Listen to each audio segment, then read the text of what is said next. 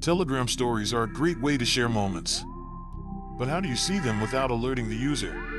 First, set your privacy settings. Go to Settings and then Privacy and Security. Make sure to adjust who can see your online status. Set it to Nobody for more anonymity.